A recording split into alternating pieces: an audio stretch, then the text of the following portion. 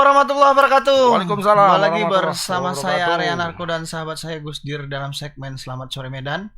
Seperti biasa kita akan membacakan sejumlah berita yang hari ini tentunya menjadi perhatian bagi sejumlah pembaca gitu kira-kira ya, Bang. Ini ada apa aja nih, Bang? Oke, yang pertama langsung saja kita ke Medan ya, ini terkait dengan kasus dugaan ruda paksa yang dilakukan oleh seorang laki-laki terhadap anak tirinya. Aduh. Yang berusia 4 tahun. 4 tahun ya. Jadi pelakunya ini diduga berinisial Cas, umur 48.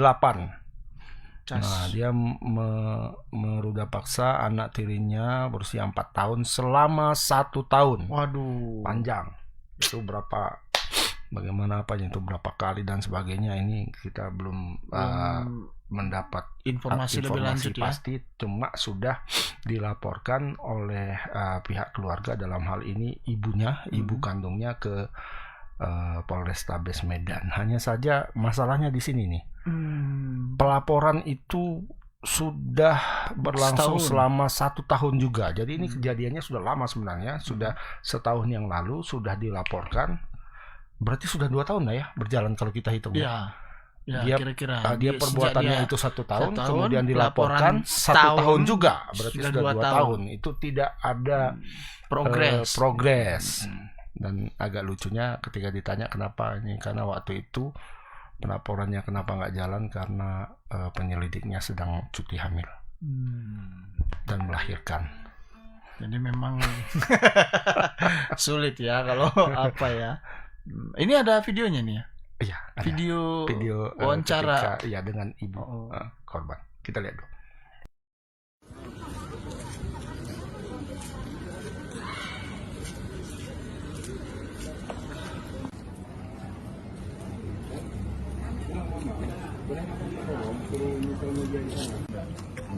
Ada reprokan. Yang terima tadi Khalid ya? Pak Subaid. Langsung Khalid ya? Iya. Sama keluarga, saya mempertanyakan juga langsung ke sana, ke tempat si Cipta Ayu Nasiregarni tadi kan gitu. Dia mana mungkin, nggak mungkin aku kayak gitu katanya. Terus dia terus menghindar aja, dan dia tetap minta sini pulangkan dia sama aku, jangan kalian doktrin dia, jangan kalian bilangkan entah apa dia, malah kayak gitu dibilangnya. Terus dia bilang lagi, saya bukan rakyat jelata katanya, saya orang Golkar, saya nggak takut. Kalau lapor kemana pun saya nggak salah katanya gitu. Saya nggak takut itu, mau sampai kemana, mau ke presiden, kalau lapor pun nggak takut. Kau yang melarikan anakku, kau akan kulaporkan ke polisi kata. Tapi sampai sekarang nggak ada saya dilaporkannya gitu. Apa kerjaan si Aiteria ini? Nggak ada kerjaannya. Tapi dari partai dia. Ya itulah, setahu saya nggak ada dari mana kerjaannya gitu. Pada saat kami cek dia di partai Golkar, dia nggak ada nama dia gitu. Kalau sejauh ini kondisi psikologi korban gimana Pak? Apakah ada trauma? Nah iya, itu dia sering menyendiri dan ketakutan sih kalau ada jumpa orang dewasa gitu kan yang nggak dikenal, dia langsung lari aja gitu, ketakutan gitu. Kenapa? Nggak apa-apa, itu aja dibilangnya. Tinggal di mana sekarang nggak korban? Sekarang dia tinggal bersama kami di Medan Polonia. Itu semenjak Tadi sedikit keterangan dari itu tantenya ya? Tantenya. Saya kira tadi itu ibunya. Bukan, tante dari korban. Dan tadi ternyata anak itu sudah sama dia sekarang. Dirawat sama dia. Dan oleh si bapaknya yang diduga pelaku tadi, si bibinya ini justru mau dituntut karena melakukan penculikan katanya. Alasannya. Saya lucu tadi ya, ngaku dari Golkar. Ternyata tidak ya? Ternyata bukan. Ngaku-ngaku aja ya. Ngaku-ngaku doang. Golongan makar juga. Mungkin kita langsung saja ke reporter kita, ada Bung Alpiansa. Ya, halo, selamat sore. Selamat sore Bang Ray dan juga Bang Agus. Wih, kayaknya ini di terukur, ya? Lapangan mana ini? Sangat Polda apa ya? Besar ya kayaknya. Lapangan bola. Pian, bisa diceritakan ini tadi menyangkut kasusnya ini kayaknya cukup lama perjalanan kasusnya. Sebenarnya apa yang membuat penyidik belum juga menangkap si terduga pelakunya, Pian? Silakan, Pian. Ya, baik Bang Arai, Bang Agus, dan juga Tribuners. Ya, memang Bang terkait kasus dugaan ruda paksa yang pelakunya ini orang terdekat, melainkan itu adalah ayah tiri dari si korban, yang ketika kejadian itu menurut bibinya itu terjadi pada saat si korban ini berusia 4 tahun. Kini dia sudah usianya sudah 5 tahun. Nah, terkait kejadian itu memang sampai sejauh ini polisi belum mau memberikan keterangan, Bang, apa yang menjadi kendala dari kasus tersebut belum terungkap ataupun belum ada ditangkap pelakunya ini. Sampai sekarang memang pihak polisian belum memberi keterangan apapun, Bang. Namun menurut dari keterangan dari bibi korban ini yang kemarin sempat bertemu dengan penyidik di Polrestabes Medan, mengatakan bahwasannya kasus tersebut sudah dilakukan gelar di Polda, Bang. Namun setelah ditanya itu kapan digelar dan apa hasilnya, penyidik belum ada membeberkan kepada pihak keluarga juga, Bang. Makanya kemarin berdasarkan itu pihak keluarga ini mendatangi Propam Polrestabes Medan untuk melaporkan si penyidik ini, Bang, agar kasus tersebut cepat terungkap dan pelaku ditangkap, Bang. Begitu, Bang. Kemana penyidiknya, Pian?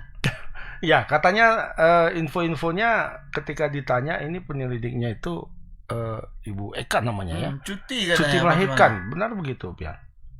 Ya, memang penyidiknya itu bernama Bribtu Eka Hulu, Bang. Dia itu alasannya saat ini sedang cuti hamil, Bang. Tidak ada di tempat dan tidak bisa ditanyai secara langsung bagaimana proses kasus ini sudah berjalan, Bang. Kenapa tidak berkomunikasi dengan Kanit PPA? Apakah penyelidik yang ini logikanya kan seperti itu ya, penyelidik yang memang berhalangan kalau mengandung dan kemudian melahirkan kan tentu alamiah ya, tidak bisa kita ini kan. Tapi pertanyaannya kenapa nggak diganti gitu? Tidak dilimpahkan. Ya, dilimpahkan istilahnya ke yang lain. Itu ada keterangannya nggak, Pian? Terkait itu memang sejauh ini belum ada kita tanyai juga ya, Bang, karena Kasat pun tidak masih belum mau, Bang, memberikan keterangan terkait kasus tersebut, Bang. Begitu, Bang. Oke. Mengenai hubungan antara keluarganya ini gimana, Pian? Tadi apakah ada penjelasan dari bibinya? Apakah itu anaknya kan katanya sudah dibawa ya, sudah dibawa. Nah, antara ayah tirinya dengan ibu kandungnya ini bagaimana? Apakah masih satu rumah atau sudah bagaimana? Ya, terkait hubungan keluarga memang, Bang, awal mula kasus ini terungkap itu ketika orang tua dari si korban ini meninggal dunia, Bang, pada bulan Januari lalu. Nah, yang ibunya? Iya, mama kandungnya ini meninggal dunia. Nah, bulan Februari 2022 lalu dia itu datang ke rumah tantenya ini, Bang, dan di sanalah baru diketahui bahwasanya tingkah anak ini berbeda begitu. Setelah ditanya-tanya, barulah dia tuh dengan polosnya menceritakan apa yang terjadi terhadap si korban ini, Bang. Dia pun tidak mau lagi pulang ke rumah tempat ayah tirinya itu tinggal dan memilih tinggal di rumah tantenya, Bang. Nah, dari situ karena sudah curiga, akhirnya si tantenya ini pun membawa korban ini ke Polrestabes Medan, dan setelah itu dilakukan visum, dan ternyata memang menurut keterangan dari tantenya ini ada ditemukan kerusakan begitu, Bang, di bagian vital dari si korban, Bang. Gitu ya. Berarti ada dugaan memang sudah terjadi tindak ruda paksa begitu ya? Ya, dugaan hasil visum dan secara diperiksa oleh tantenya ini memang bagian vitalnya itu mengalami kerusakan itu sepanjang telunjuk orang dewasa, Bang. Begitu, Bang, kerusakannya itu, Bang. Lumayan juga, ya. Dari pihak keluarga sendiri apa ininya, Pian, sekarang, Pian? Tindakannya apakah mendesak polisi mempercepat proses penyelidikan atau bagaimana? Ya, pihak keluarga memang itu mendesak agar pelaku ini segera ditangkap oleh pihak kepolisian, Bang, karena sudah setahun kasus itu berjalan dan pelaku pun masih sampai hari ini masih berkeliaran yang membuat korban itu masih trauma, Bang, dan tidak mau pulang ke rumahnya dan memilih tinggal bersama tantenya. Makanya kemarin keluarganya ini langsung mendatangi Propam Polrestabes Medan untuk mengadukan kasus tersebut tidak berjalan begitu, Bang.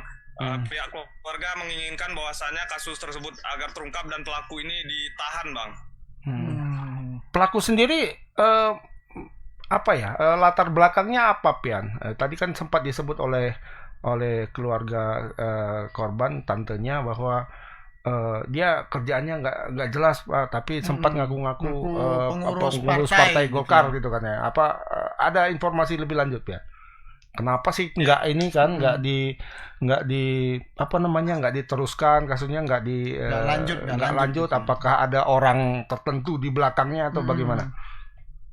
Ya, terkait background pelaku ini belum secara jelas kita ketahui, Bang. Memang kemarin sempat bibinya ini mengatakan dia tuh sempat diancam untuk memulangkan si keponakannya ini kepada ayahnya. Ayahnya ini juga sempat mengancam bahwasanya jika keluarga mau melaporkan saja begitu. Tidak ada yang bisa menangkapnya karena dia katanya itu anggota Golkar, Bang, Partai Golkar. Iya. Namun menurut bibinya ini setelah dicari tahu dia itu tidak bergabung di Partai Golkar, Bang, melainkan itu tidak ada pekerjaan hingga saat ini, Bang, begitu, Bang. Berarti nganggur ya? Ngangguran banyak acara. Iya. Oke, Pian, barangkali nanti bisa ditindaklanjuti khususnya terkait soal penangkapan daripada terduga pelaku ini seperti apa, kemudian apakah nanti penyidiknya akan diganti atau seperti apa, mungkin itu saja, Pian. Baik, Bang Ray, Bang Agus. Ya, terima kasih. Selamat sore, selamat bertugas kembali. Oke. Nah, itu laporan dari Pian tadi ya, Bang. Memang masih belum jelas bagaimana ini prosesnya ke depan seperti apa gitu. Penyidiknya katakan lagi cuti, ya kan? Apakah dia cuti hamil, setelah cuti hamil dia ke Amsterdam atau ke Brasilia kan? Setelah melahirkan kan biasa tuh 3 bulan ya. Iya, kan bisa ke memperpanjang Afghanistan, kubu di Darussalam, sehingga panjang lagi waktunya kan. Makanya nanti kita akan menunggu seperti apa mestinya kan ada pelimpahan ya kalau seperti itu kan. Masa kasus ini kan kasus kriminal ya. Dugaan kasus kriminal, masa hanya karena penyelidiknya cuti terus kasusnya ikut cuti. Kan nggak mungkin kan. Harusnya penyelidiknya cuti, kasusnya nggak cuti dong. Bisa kan? dilimpahkan Bisa lah dilimpahkan. minimal kan. Terus tadi katanya yang soal mau ngambil anak itu lagi ya kan. Aku pikir ya nggak bisa juga agak ya kalau heng ya. Karena dia sudah bapak tiri kan, dan terus, ibunya itu sudah meninggal dunia kan, artinya putus iya. Terus dia juga terlapor kasus pelecehan kan nggak gitu. bisa. Nah, ini yang itu harus reporter kita nanti harus jeli sih melihat itu kan gitu.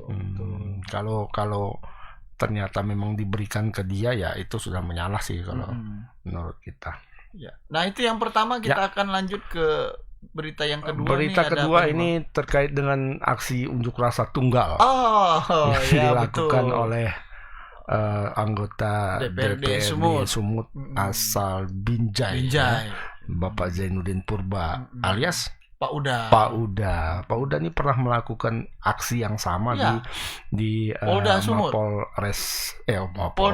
Mapolda Sumatera Utara atas kasus yang sama juga.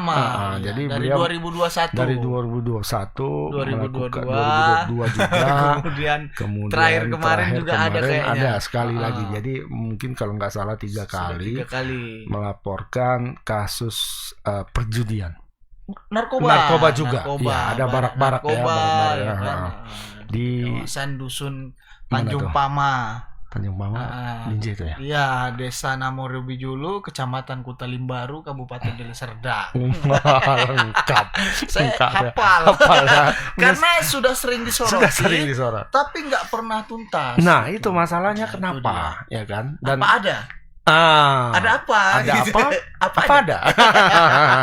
Nah, akhirnya karena barangkali ya menurut Pak Uda itu tidak di grup Gubris, dia di sini di Mapolda Sumut, akhirnya dia melakukan Aksi serupa, tunggal di Mabes Polri. Tadi sudah dilakukan dan kita mendapatkan videonya. Coba kita lihat videonya bagaimana. Mabes Polri ini melakukan demo tunggal atas keprihatinan saya. Begitu maraknya peredaran narkoba di tengah-tengah kehidupan masyarakat Sumatera Utara. Saya 2 kali sudah melakukan demo tunggal yang sama di depan markas kepolisian Sumatera Utara. Ada tindakan terhadap bandar narkoba yang memiliki barak-barak narkoba, tempat menjual dan menyediakan tempat mengkonsumsi narkoba, tetapi hanya sebagai formalitas saja, hanya untuk dokumentasi laporan ke Mabes Polri ini. Kenyataannya di lapangan bahwasanya siang dilakukan penggerebekan, malam kembali beroperasi para bandar narkoba, menjajakan narkobanya secara bebas, aman, dan terang-terangan tanpa ada tindakan hukum kepada para bandar narkobanya. Pada kesempatan ini saya ingin menyampaikan juga bahwa begitu menjamurnya barak-barak narkoba di wilayah Binjai, Langkat, Deli Serdang, jaringannya begitu bebas menjual narkobanya, merusak generasi muda provinsi Sumatera. Nah, itu tadi ya, Pak Uda ini menyoroti barak-barak narkoba yang selama ini berdiri. Memang agak aneh memang sebenarnya, Bang, barak yang begitu besar, kemudian ada di lahan yang patut diduga itu adalah lahan negara, tapi tidak ada penindakan, langkah konkretnya gitu. Nggak ada sampai sekarang gitu, dan dibiarkan aja gitu. Sudah tahu istilahnya ya, pasti tahu lah ya, nggak mungkin nggak tahu lah, bolak-balik kan didatangi, dibakar, besok berdiri lagi, main lagi gitu kan. Nah, ini yang jadi pertanyaan sebenarnya, siapa sih ini pemain-pemainnya gitu ya kan? Sehingga kok Kapolda Sumut sendiri kayaknya dinilai belum mampu lah gitu melakukan penindakan yang tegas terhadap barak-barak narkoba ini gitu. Apalagi kemarin di dekat barak narkoba ada satu diskotik Key Garden, itu ada indikasi sempat ada overdosis kan kemarin. Itu juga kasusnya mendap kan gitu. Pokoknya sudah naik sekali top, habis itu hilang. Nggak ada follow up ya, nggak ada tindak lanjut gitu kan. Aku jadi teringat yang di sana, yang di Langkat itu. Yang ada kerangkengnya. Oh, mirip-mirip ya kayaknya. Itu kan ibarat kata itu sudah menjadi rahasia umum sebenarnya. Orang di Langkat semuanya tahu gitu kan. Tapi kok nggak ada penindakan. Akhirnya penindakan itu kapan datang? Ketika KPK masuk untuk kasus yang lain gitu. Untuk kasus korupsi, akhirnya ya terbongkar semua kan. Nah, apakah ini juga perlu menunggu hal yang seperti itu? Sudah pernah sebenarnya, sudah pernah melalui indikasi dugaan galian C kan waktu itu kan. Iya. Gitu. Sudah DPO, ya kan, dikejar sana kejar sini, kemudian menghilang, lalu tiba-tiba muncul dengan berfoto dengan anggota DPR RI, gitu. Kemudian ribut, ya kan, hilang lagi, tiba-tiba dia melayangkan gugatan, menang, dan Polda kalah. Saya sudah diam saja. Ini yang Kapolda kalah. Astaga, kok bisa ya? Makanya Sakti, hebat kan? Sakti. Iya, ini yang memang cukup menarik sebenarnya ya. Thanos nggak ada apa-apanya. Nggak ada, belum ada. Makanya kita coba tanya ke reporter kita dulu, ada Anil di seberang Lautan. sambungan telepon kita. Iya, siapa tahu dia Selamat tahu. sore, Anil. Selamat sore Bang Arai, Bang Agus. Nah, ini Nil gimana Nil terkait keberadaan barak narkoba ini kan Pak Uda sudah bolak-balik ya gitu menyoroti masalah ini. Kira-kira yang disampaikan waktu ketika beliau di Mabes Polri itu apa saja Nil? Silakan Nil. Baik, Bang Arai, Bang Agus. Jadi sebelumnya anggota DPRD Provinsi Sumatera Utara Zainuddin Purba ini memang sudah merencanakan aksi demo tunggalnya ini sejak Jumat yang lalu. Namun tepat pada hari Senin semalam dia melakukan aksinya itu di depan kantor Mabes Polri di Jakarta Selatan seperti itu Bang. Jadi memang kedatangannya ini seperti yang sudah ia sampaikan beberapa waktu yang lalu, yaitu terkait maraknya peredaran narkoba serta barak-barak yang berada di pinggiran Kota Binjai dan Kabupaten Lantai serta dari Serdang seperti itu. Jadi dalam orasi yang ia sampaikan ini di depan kantor Mabes Polri memang mendesak kepada Kapolri untuk memfokuskan terkait peredaran narkoba yang ada di Sumatera Utara seperti itu. Namun ia akan beraksi, dia akan melakukan aksi tunggal lagi. Memang dibilangnya tadi apabila dalam seminggu ke depan masih sama ya, tidak ada tindakan dari pihak penegak hukum seperti itu Bang. Dan bahkan tadi dia sempat memang mengatakan saat kita wawancarai, jika tidak ada perkembangan juga dalam 1 minggu ke depan, ada kemungkinan dia akan kembali berorasi di depan Mabes Polri. Bahkan ia berencana akan menggelar aksi tunggal juga itu di depan Istana Presiden seperti itu Bang. Dan dia akan berupaya terus menerus untuk Presiden menemuinya atau berbicara Bang soal barak-barak yang ada di pinggiran Kota Binjai, Kabupaten Langkat serta Deli Serdang seperti itu Bang. Memang ia sendiri merupakan warga asli Kota Binjai, memang sudah resah dengan adanya barak-barak ini. Dan dia sempat menyinggung juga seperti yang Bang Ares sampaikan tadi, bahwa beberapa waktu yang lalu ada salah satu diskotik di sebelah barak ini yang dimana ada 2 orang overdosis, bahkan satunya meninggal dunia seperti itu Bang Ares dan Bang Agus. Tapi sampai sekarang kalau dari ini kan cukup problematik ya Nil kalau dibilang, karena wilayah hukumnya itu terbagi-bagi begitu ya kan. Di satu sisi dia masuk ke wilayah hukum Polrestabes Medan, tapi di sisi lain administrasi pemerintahannya ada masuk ke Deli Serdang, kemudian sebagian ada ke Binjai gitu ya. Nah itu kalau itu seperti apa tuh Nil? Kalau dari Polres Binjai sendiri pernah nggak misalnya, atau dari kepala BNN Binjai atau kepala BNN Langkat misalnya memberi statement soal itu gitu?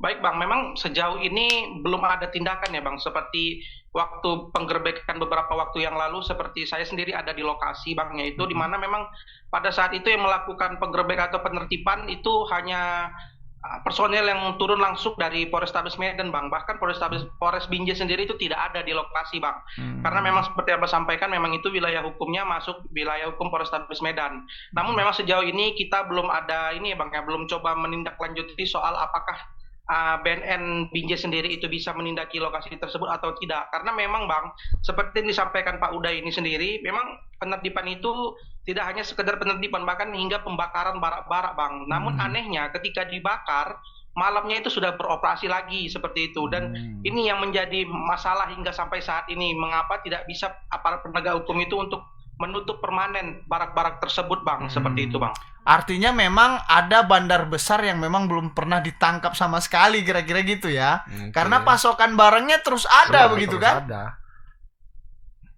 Benar Bang, bahkan informasinya yang pada waktu itu kita sempat juga memberitakan bahwa ada peredaran ekstasi hampir 1.000 butir yang yang masuk ke diskotik yang berada di sekitaran barak narkoba yang disebut-sebut oleh Pak Uda yang berada di pinggiran Kota Binjai Bang, seperti itu. Jadi memang peredarannya ini cukup apa ya Bang, terang-terangan seperti apa yang dibilang beliau Bang, seperti itu. Bahkan waktu pas saya berada di lokasi sendiri memang tidak 1 atau 2 biji baraknya Bang, bahkan puluhan, bahkan banyak lah Bang gitu Bang, luas gitu di tengah pepohonan sawit, seperti yang Abang katakan bahwasanya itu tanah milik negara seperti itu Bang.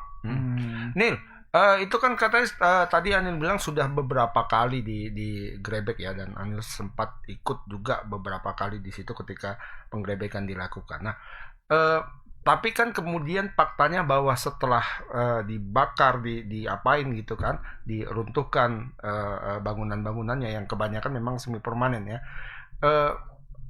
dan kemudian itu dibangun lagi, ya kan, dalam tempo yang singkat. Nah pertanyaannya, apakah ketika setelah penggerebekan dilakukan itu lokasi nggak dijaga nih atau gimana? Nggak ada personil yang berjaga-jaga di situ sehingga orang yang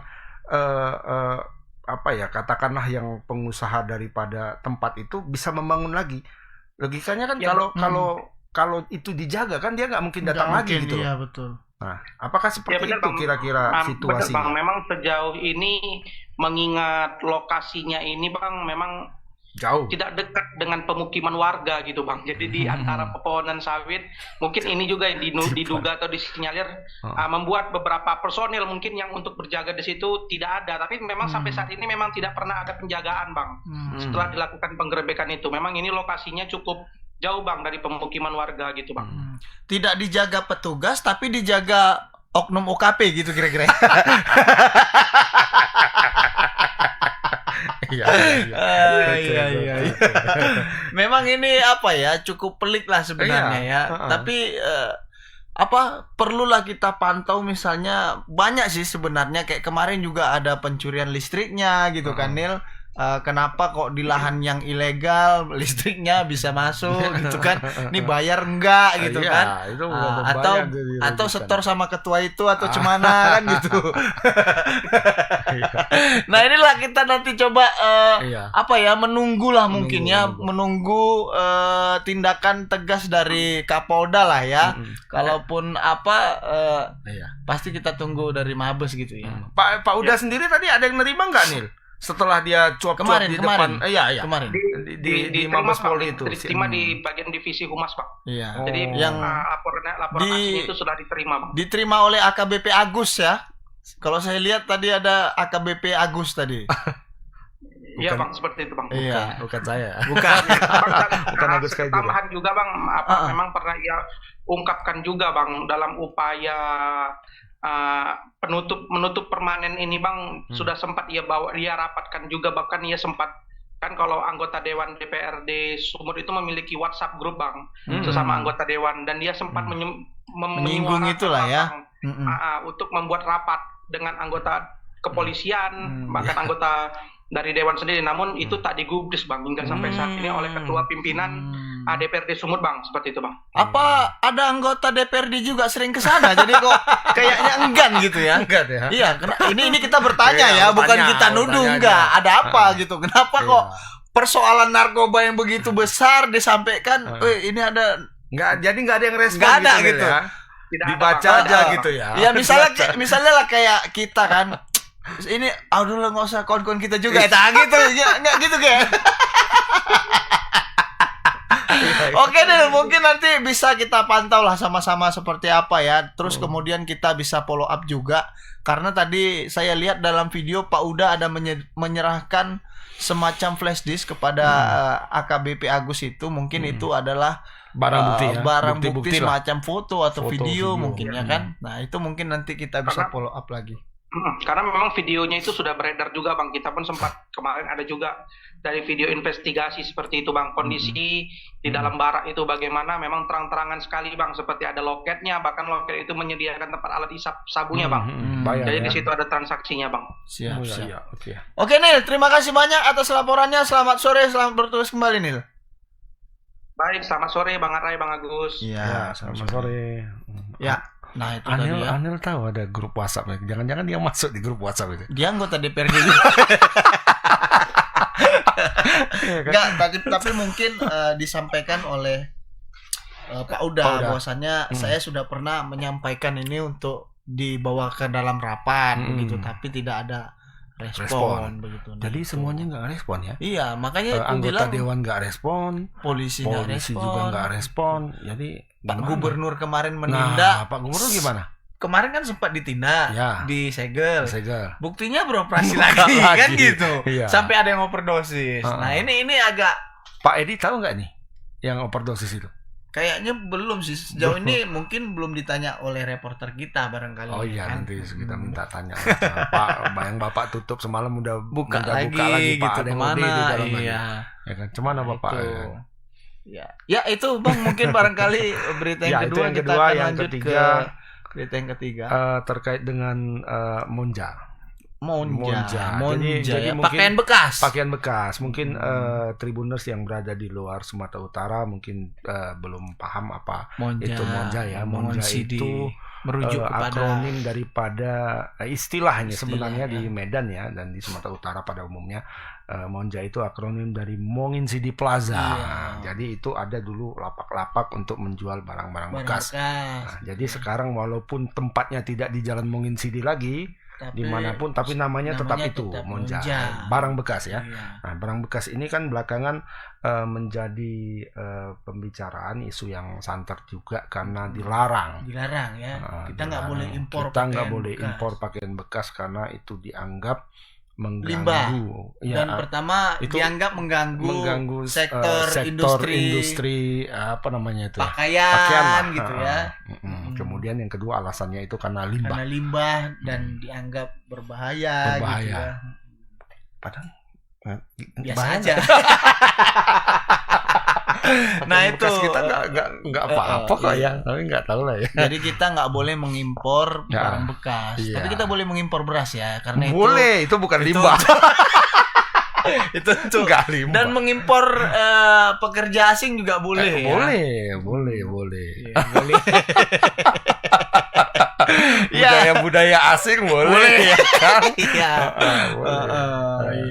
Nah ini mungkin Bang ada nggak videonya? Ada videonya tadi. Keterangan Pak wawancara ini. Wawancara dengan reporter kita mewawancarai Pak Wakil Wali Kota Medan Aulia Rahman terkait karena di Medan kan banyak penjualan sentra-sentra penjualan barang bekas, pakaian bekas, sepatu bekas. Nah, jadi Pak Aulia bilang ya ikuti aja aturannya. Enggak lah, Pak. Katanya itu bukan urusan Pemko, tapi kita coba lihat dulu untuk memastikannya. Ini Pak thrifting nih Pak, barang baju bekas ini Pak, ini himbauan dari kita gimana, dan sementara di Presiden sudah memutuskan untuk memusnahkan ini Pak. Terkait dengan baju bekas ya, itu kan kalau diimpor barang bekas ini kan kategori limbah, itu kan tidak boleh. Peraturan pemerintah menyatakan tidak boleh. Kita sebagai pemerintah daerah, ya juga menginstruksikan ke warga Kota Medan, ikutilah aturan daripada pemerintah pusat. Karena kita tidak bisa melanggar aturan. Memang dalam sisi secara hati ya, ini akan menjadikan satu kontroversi ya bagi mereka. Tapi jujur sebenarnya itu menyalahi aturan. Karena saya dulu memang pemain impor, ya. Larangan untuk mengimpor barang bekas itu jelas nyata. Itu limbah, kategori limbah, tidak boleh. Berarti dalam waktu dekat Pemko Medan akan memusnahkan ya Pak ya? Pemko Medan tidak ada, karena memusnahkannya dia Pak ya. Baju bekas nggak ada, itu bukan urusan kita. Itu urusan siapa? Itu bea cukai. Bea cukai ya, betul juga. Jadi katanya limbah ya. Limbah. Memang ada juga sih yang berbahaya, tapi kalau baju apa termasuk berbahaya kah? Ya, kalau nggak tergantung sebenarnya. Paling gatal-gatal kan? Iya, kalau nggak dicuci. Kalau yang berbahaya tuh mungkin limbah medis mungkin. Iya. Misalnya pakaian hazmat yang udah untuk ngubur orang mati ya kan. Ya, itu pun nggak laku dijual ya kan. Nah, kecuali ada memang pebisnis nakal yang ini kan. Pengadaan barang mungkin.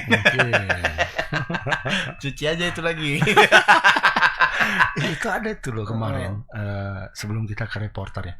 Ada investigasi dari kalau nggak salah BBC atau apa ya.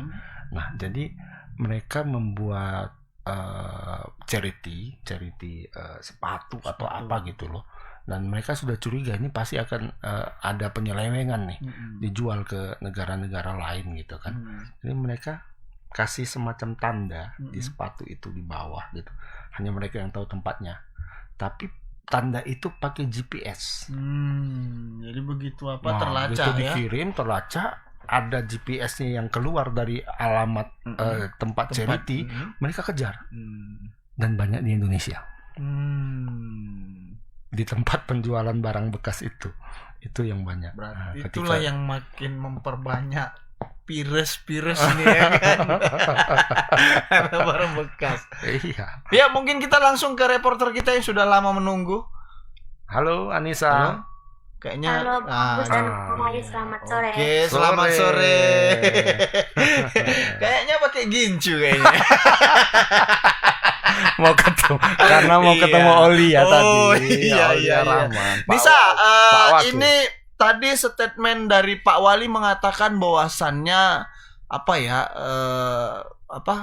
impor pakaian bekas ini dilarang. Kemudian beliau juga menyebut bahwasannya barang impor itu kan limbah. Terus juga dia bilang kalau untuk kewenangan pemusnahan itu bukan kewenangan Pemko, tapi kan kira-kira apa sih, ada nggak solusi yang ditawarkan Pemko Medan? Misalnya kalau memang ini dilarang, terus solusi dari Pemko Medan itu apa misalnya ada tawaran alih profesi jual buah misalnya. Nah, itu silakan Nisa, seperti apa Nisa?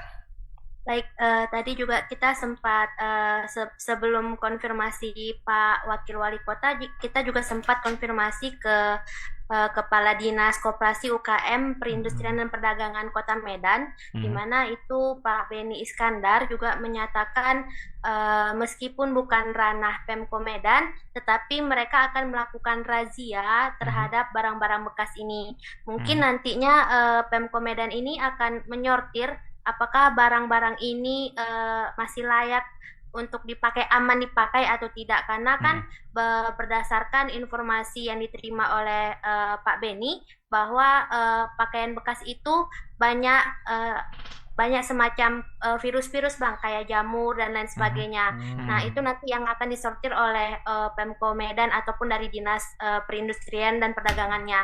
Nah, namun sejauh ini saat ditanya apakah ada solusi lain kepada para pedagang, itu mereka tidak menjawab secara pasti dan mereka malah mengalihkan pertanyaan seperti itu Bang. Dan sejauh ini juga mereka masih dalam tahap akan melakukan razia saja Bang, seperti itu.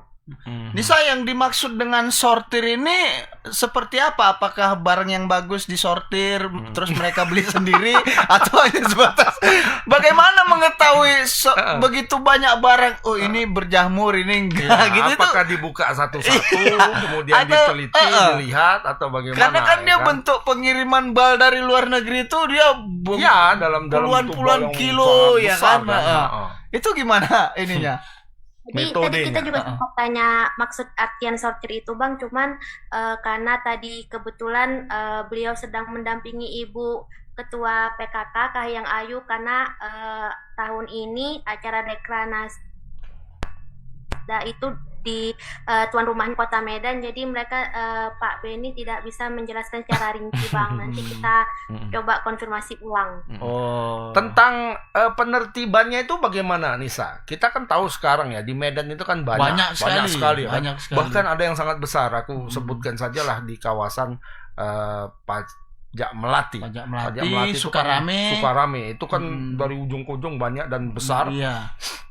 Itu bentuk rajianya gimana? Apakah seperti razia pedagang kaki lima atau bagaimana? Didatangi, diambil semua sepatunya atau bagaimana? Atau merazia misalnya distributornya atau distributornya sebelum masuk di penjual bawahnya ya? Iya, bukan penjual bawahnya tetapi distributor besarnya. Disitulah itu dihempang duluan atau bagaimana? Ada nggak penjelasan seperti itu, Nisa? Tadi juga kita konfirmasi itu Bang, cuman karena memang tadi beliau lagi mendampingi Ibu Ketua PKK ini, jadi beliau tidak bisa menjelaskan secara pasti dan ini pun nanti akan dibahas lebih lanjut kepada Wali Kota Medan, karena kan sejauh ini Wali Kota Medan sedang ada di Jakarta, jadi menurut beliau itu akan dikonfirmasi lebih lanjut lagi dan program ini masih dibicarakan ulang seperti itu Bang. Nah, tahapan awalnya mereka menghimbau agar warga Kota Medan ini tidak dulu membeli ataupun menjual barang bekas, seperti itu aja sih Bang. Jadi kalau kami nggak ada duit belinya mau diraya gitu. Iya. Janganlah beli pakaian bekas. Kalau misalnya jangan kalian beli ya. Ini ada. Jangan beli barang bekas ya. Nah, beli di Sogo. Iya. Mau kita kalau kayak gitu. Tapi rencana itu belum jelas ya, soal tadi misalnya seleksi sortir segala macam itu juga belum jelas ya. Seperti apa, karena bahasa-bahasa sortir ini kan agak ambigu juga. Sortirnya sortir kayak apa gitu. Apa mereka sortir pilih yang bagus mereka yang beli atau seperti apa? Nah, itu perlu ditegaskan gitu kan. Kan kita kan beberapa pemain iya, juga banyak kan. Nah, ada juga beberapa teman-teman kita yang misalnya penjual sepatu misalnya. Dan istilah sortir sama mereka ya seperti itu. Iya. Lagi sortir nih katanya kan. Artinya mengambil yang cari bagus, yang bagus, menepikan yang kurang bagus agak kan buruk, gitu. Kan gitu. Gitu. Iya. Ya, mungkin Ya, itu nanti saja Nisa. ditanyakan, Nisa. Nanti barangkali bisa ditanyakan kalau nanti kami bertanya kepada Nisa jadi ikut bingung ya. Mungkin nanti saya takutnya kalau kita tanya Nisa, aduh, saya kebetulan ada kegiatan nanti akan saya jawab gitu ya. Oke Nisa, makasih banyak. Selamat sore, selamat bertugas kembali Nisa. Selamat sore. Iya. Karena kalau kita tanya Nisa nanti dia pun aduh. Iya kan? Dia yang bingung, dia yang ikut Iya, bingung, dia gitu bingung kan. nanti gimana. Kalau trik-triknya pejabat kan biasa gitu. Ya karena memang belum ada jawaban ya kan. Ya inilah kayaknya. Mungkin maksudnya bentar lah biar berpikir dulu aku gitu. Artinya itu aturan sudah dikeluarkan, tapi implementasi yang di lapangan bagaimana mekanisme lebih lanjut belum jelas. Nggak ada. Iya, belum jelas. Seringkali di negara kita yang tercintanya seperti itu ya. Yang gitu. Terakhir bingung sendiri. Ini limbah katanya kan. Limbah yang seperti apa gitu kan. Ada loh barang bekas yang sudah masuk, namanya apa ya, yang kelas premium lah. Itu udah bagus. Sama aja sama yang di mall itu, cuma mungkin ada cacatnya, tanda kutip ada cacatnya sedikit. Misalnya jahitannya. Ada yang jahitannya lepas, ada yang kancingnya nggak ada satu, kan. Kalau yang brand-brand besar itu kan memang nggak mau kalau seperti itu, reject mereka kan. Nah itu termasuk limbah atau enggak? Kan itu perlu kita pertanyakan. Betul. Bagaimana klasifikasi limbah itu? Limbah Mana yang disebut limbah, mana yang tidak kan? Kalau yang udah warnanya harusnya putih jadi coklat mungkin. Tapi saya agak sedikit bingung sebenarnya. Kenapa baru sekarang ini mulai recok ya? Apalagi bilang lah ada yang terganggu misalnya namanya pengusaha dalam negeri yang pembuat tekstil gitu kan. Tapi kalau bicara limbah dari tahun beberapa ya, kemarin 2 tahun lalu atau 3 tahun lalu itu sampah plastik yang begitu banyak itu nggak pernah itu recok. Dan itu jelas-jelas berbahaya gitu. Iya, yang dikirim pakai kontainer. Iya, kan? itu kayak sampai sekarang nggak tahu kita. Nggak tahu kan? Itu kemana peruntukannya itu kan? Terus apa pejabat yang megang itu apa nggak ini? Gitu? Apa nggak? Ya kan? Terkena limbah. Iya. Itu gimana ya kan? Makanya ini agak sedikit ambigu kan. Ada atau memang ada pesan-pesanan tertentu misalnya. Apa ada gitu kan. Karena mungkin ini kan mau raya kan. Pak, ini kita mau lebaran nih Pak. Bahaya ini. Agak mainkan lah dulu ya kan. Kering kali nih Pak. Kalau enggak orang beli ke sana semua. Iya kan? Iya kan? Kering kali Pak. Cuman memang di satu sisi kalaupun pengen masyarakat Indonesia ini beli produk dalam negeri, ya kualitas ditingkatkan, kan? harganya disesuaikan. Iya kan gitu kan? Bang, ya kan. Janganlah pula nanti kaosnya kaos saringan teh ya kan, sablonnya pun begitu dicuci meletek. Nah ini cuman orang nggak mau beli ke sana ya kan, soalnya tinggal ini cuci sedikit bisa kan gitu. Ya kan? Itu sebenarnya yang harus diperhatikan. Ya. Nah, itu mungkin 3 berita yang bisa kami sampaikan untuk sore hari ini. Tadi pertama menyangkut kasus ruda paksa ya, Bang. Laporan ruda paksa. Seorang bocah yang diduga dilakukan oleh ayah tirinya. Ini kasusnya masih berproses di Polrestabes Medan dan terduga pelakunya belum masih berkeliaran ditangkap karena penyidik sedang cuti melahirkan. mudah-mudahan ini bisa segera diproses lah ya, ditindaklanjuti dan terduga pelakunya bisa ditangkap kalau memang terbukti begitu. Iya, polisi harus ini memang penyelidik awalnya itu sedang cuti, mbok ya limpahkan aja ke yang lain gitu kan. Mana tahu abis ini dia hamil lagi. Iya. Panjang nggak jadinya ya kan? 2 tahun cuti lagi katanya kan. Ya tambah lagi kasusnya. Iya. Nah, itu yang pertama, yang kedua tadi demo tunggal dari Zainuddin Purba atau disapa Pak Uda. Jadi Pak Zainuddin Purba ini sudah beberapa kali melakukan aksi tunggal di Polda Sumut. Memang dia mengakui bahwasannya setelah dia aksi ada penindakan yang dilakukan oleh polisi. Betul. Tapi setelah tempat itu ditindak siang harinya, malam harinya ada transaksi lagi. Ya. Nah, ini yang membuat dia sedikit gusar dan kesal sebenarnya. Artinya para bandar itu tidak ditangkap begitu, sehingga itu bisa beroperasi kembali gitu. Penindakannya itu tidak tuntas ya asal gitu. Yang penting ada tindakan, ada laporan lah, ada laporan gitu ya. Ya udah beroperasi kembali. Iya, nah itu yang kedua. Yang ketiga tadi menyangkut pakaian bekas atau monja. Nah ini juga masih dilematis lah ya. Di satu sisi banyak yang penghidupannya itu dari sana gitu kan. Kemudian di sisi lain pemerintah bilang ini limbah dan mematikan sektor tekstil dalam negeri gitu kan.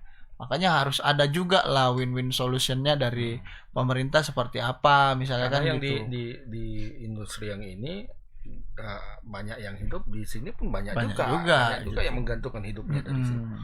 Gitu. Harus makanya apa kira-kira win-win solutionnya gitu. Misalnya boleh menjual pakaian bekas tapi dengan catatan ini gitu kan. Jangan lempar tanggung jawab lah kayak tadi. Kemudian kalau kayak tadi bilang ini bukan tanggung jawab kami. Iya, betul. Kemudian harus ada. Kalau misalnya nanti dibolehkan misalnya main barang bekas, sampahnya nanti di mana buangnya gitu kan, enak kan rule-nya harus betul-betul. Selama ini kan banyak juga memang kita tengok oknum-oknum pedagang yang nakal nih tengoknya buang ke laut.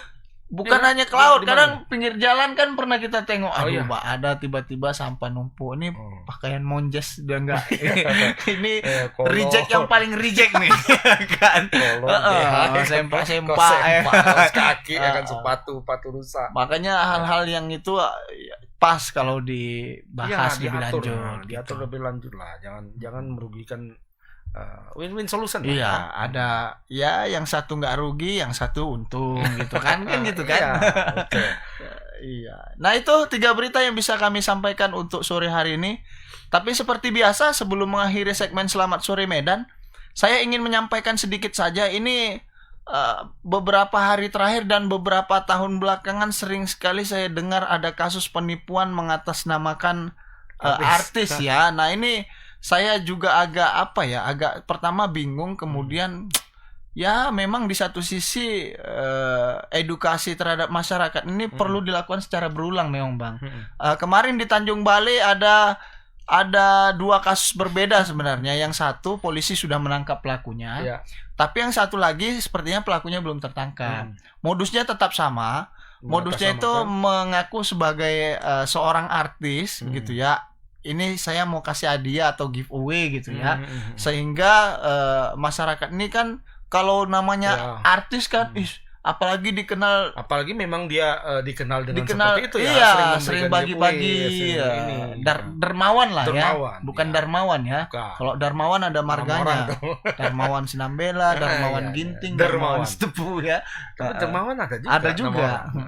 Makanya ini soal kalau ada iming-iming misalnya hadiah, kemudian tuh jangan mudah percaya. Kemudian kalau ada kita dapat pesan dikirim ke link WA itu jangan buru-buru diklik lah ya. Lebih bagus tuh kita searching dulu, cari kebenarannya gitu kan.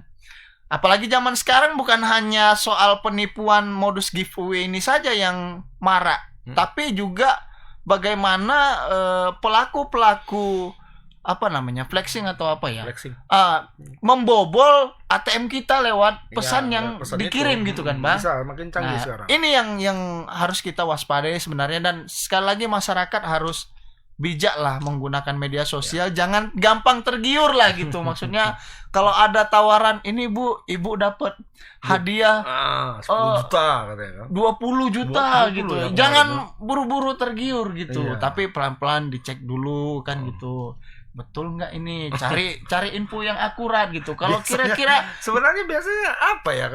Enggak yang seperti itu kalau ada dapat hadiah atau apa kan harusnya ada linknya ya sebelumnya ya. Nggak ujuk-ujuk gitu loh istilahnya, kan. Tiba-tiba kok ada orang ngasih hadiah sama kita, selamat ibu dapat hadiah, ya enggak. Misalnya dari bank ya kan, ada nggak bank kita di situ? Kalau kita nggak bernabung di situ tiba-tiba ya kita dapat kan hadiah, ada. iya berarti bohong kan. Iya, gitu. seperti kita lah misalnya kan, kita katakanlah di satu bank swasta gitu kan. Biasanya di situ menabung apa transaksi di situ, kemudian tiba-tiba ada datang link hadiah dari bank milik pemerintah, kan nggak masuk akal. Iya betul. Ya makanya, bagaimana dia tahu siapa kita kan? Kita aja nggak punya akun di bank itu. Iya, itu artinya penipuan. Kan begitu. Jangan percaya. Jangan mudah percaya lah. Saya dulu sempat juga begitu. Artinya sempat mereka bukan. Oh, kalau dia tipu kita berat. Dia mau tipu kita kan? Mau tipu. Jadi dia telepon, "Halo Pak, dengan Pak iya. Selamat Pak, Bapak memenangkan hadiah 250 juta." Alhamdulillah gitu saya bilang kan. Terus saya bilang ginilah Pak, saya bilang dari 250 juta itu nanti yang 150 juta kau kasihlah sama bapak mama konekkan haji ya, aku bilang. Kemudian nanti 20-30 juta kau sumbangkanlah sama anak yatim, kau kirimlah sama aku 10 juta ya. Makasih ya, aku bilang. Langsung tutupnya. Telur ya. Saya lebih dermawan dari Anda gitu. Iya kan. Nah, yang gitu-gitu kadang juga harus kita waspada. Kemudian ada telepon misalnya, "Bu, anak ibu kecelakaan, jangan buru-buru panik." Gitu juga. Ya kan. Selidiki dulu anak kita di mana. Ya Pak, sebentar ya. Nanti kita akan Pak. Cek kan gitu, Cek Bang. dulu. Jangan buru-buru panik. Oh ya, Bu, segera kirimkan. Orang tua kan kadang namanya udah bilang anak di polsek kecelakaan. mana, Bu? Ya kan. Polisi nggak akan seperti itu gayanya. Betul. Ibu, apa gimana cara gaya itu? Ibu jangan terlalu lama berpikir. Ini harus cepat-cepat, Bu. Nah, itu polisi tidak akan melakukan hal seperti itu. Polisi itu cara dia berbicara, apa semua sangat apa namanya ya? Sudah memang ada terkonsep ya gaya cara bicara. Ada pakemnya. Gitu-gitu aja memang cara mereka bicara. Nggak ada dia di luar jalur itu nggak ada polisi akan berbicara. Nggak macam-macam, Bu. Kecuali oknum gila. Nah, itu mungkin ya. Kecuali oknum ya. Tapi sejauh ini nggak pernah. Enggak. Kalau polisi ada kecelakaan, selamat siang Bu. Ibu orang tuanya ini. Ibu datang dulu ya ke polsek. Begitu kan? Iya. Agar suruh datang. Datang dulu ke polsek, nanti di polsek baru dijelaskan. Iya. Gitu. Nggak pernah saya Bu dari polsek ini Bu segera kirim uang. Itu nggak ada itu. Nggak pernah. Makanya kita harus berhati-hati. Ini semakin canggih zaman dengan beragam perkembangan digital, semakin canggih pula aksi-aksi tipu-tipu di dunia digital ini. Kan? Ya Bu, mungkin itu saja yang bisa kami sampaikan. Abang mau ada nambahin? Sudah ya, cukup ya. Ya, selamat berpuasa ya. Karena sebentar lagi kita memasuki awal Ramadan, tentu saya pribadi dan Bang Agus mengucapkan selamat menunaikan ibadah puasa bagi yang melaksanakannya gitu ya. Bagi yang sudah juga puasa ada ya kan sudah ada yang sudah melaksanakan puasa ya. Selamat menjalankan ibadah puasa. Mudah-mudahan di tahun ini kita bisa lebih mengumpulkan banyak amal soleh lah ya, dan bisa mengurangi tindak tanduk kejahatan kita ya karena di bulan puasa ini kan inilah kalau Ustadz bilang inilah waktunya mencari pahala yang sebanyak-banyaknya. Ini adalah bulan ladang pahala ladang pahala, bulan mulia. Jadi kalau nanti ada yang pengen ngasih sedekah kita boleh. Iya kan? Boleh. Ini Pak saya mau menambah pahala. Tapi enggak usah SMS, enggak usah WA. Langsung aja. Oke ya, itu saja yang bisa kami sampaikan untuk sore hari ini. Terima kasih banyak sudah mengikuti segmen Selamat Sore Medan dari awal sampai dengan akhir. Akhir kalam saya ucapkan Fastabiqul khairat. Assalamualaikum warahmatullahi wabarakatuh. Selamat sore Medan.